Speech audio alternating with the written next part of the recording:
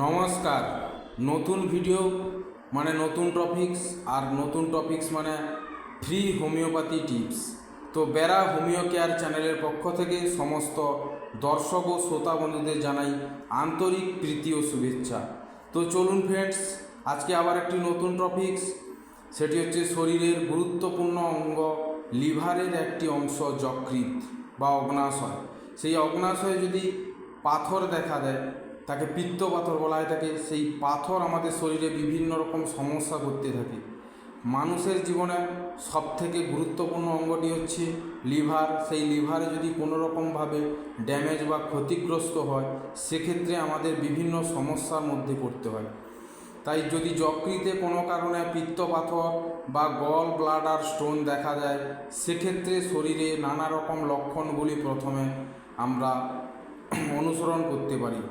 সেই লক্ষণগুলি সাধারণত দেখা যায় তলপেটে হালকা সূঁচ ফোটানো ব্যথা বা কিনকিন ভাব করতে থাকে, যন্ত্রণা হতে থাকে, খাওয়া দাওয়ার অনিচ্ছা বা কিংবা সবসময় বমি বমি ভাব শরীরে একটা লক্ষণ দেখা যায়। তো তারই প্রতিকার আমি এই ভিডিওতে আলোচনা করব। কি কি হোমিওপ্যাথি ঔষধগুলি সঠিক নিয়মে সঠিকভাবে সেবন করিলে এই দুরারোগ্য রোগকে চিরতরে নির্মূল করা সম্ভব, সেই টিপসগুলি আপনাদের সামনে আমি শেয়ার করব।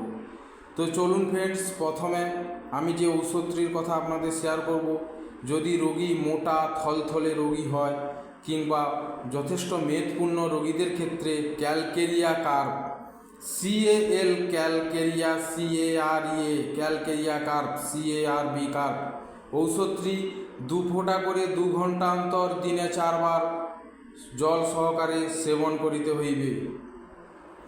2 নম্বর যে ঔষধটির কথা বলবো, চায়না, CHINA চায়না মাদার ঔষধটি যদি দুর্বল হয় কিংবা রোগী অত্যন্ত রোগা এবং তার ক্ষেত্রে যদি পিত্ত পাথর দেখা যায়, সেক্ষেত্রে যন্ত্রণা হইলে চায়না মাদার ঔষধটি একটি গুরুত্বপূর্ণ কার্যকরী ঔষধ।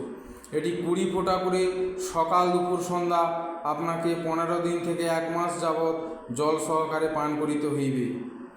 এরপরের ঔষধটি যদি শুধুমাত্র যন্ত্রণা কিংবা পাথরজনিত সমস্যায় ম্যাগনেসিয়া ফস, MAG ম্যাক নে NE SIASIA ফস PHOS ফস ম্যাগনেসিয়া ফসফরিকা ঔষধটি পিত্ত পাথরি রোগে একটি গুরুত্বপূর্ণ ঔষধ।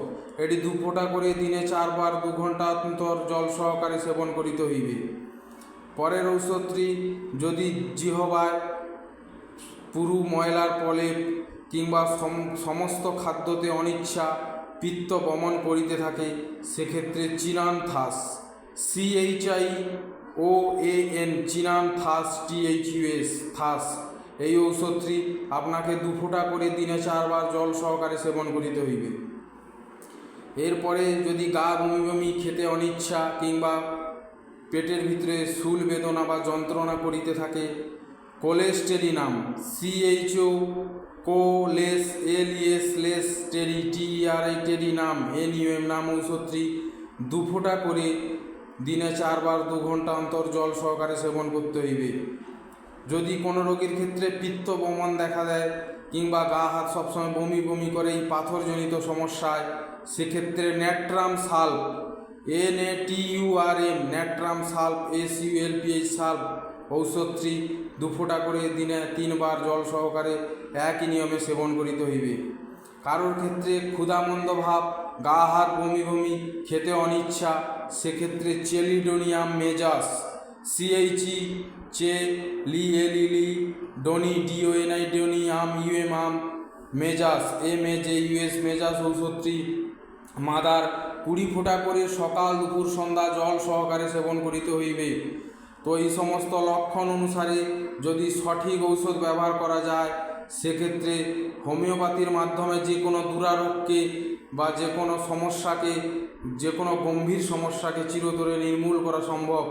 তো চলুন ফ্রেন্ডস, যদি ভিডিওগুলি ভালো লাগে এই চ্যানেলটিকে আপনারা সাবস্ক্রাইব করুন, যাতে প্রতিদিন আপনারা নিত্য নতুন রোগ সম্পর্কে এরকম নতুন নতুন টিপস পেয়ে যাবেন।